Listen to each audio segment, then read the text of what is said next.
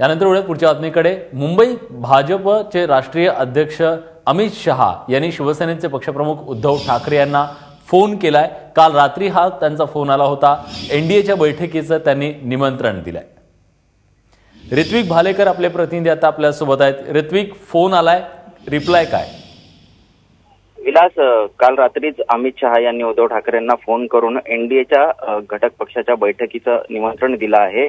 उद्धव ठाकरे यांच्याकडून ते जाणार आहेत की नाही याबाबत काही अधिकृत सांगण्यात आलेलं नाहीये, परंतु 2 ते 3 मिनिटं हे संभाषण फोनवरती झालेलं आहे। या आठवड्यातच एनडीएची बैठक दिल्लीमध्ये होणार आहे।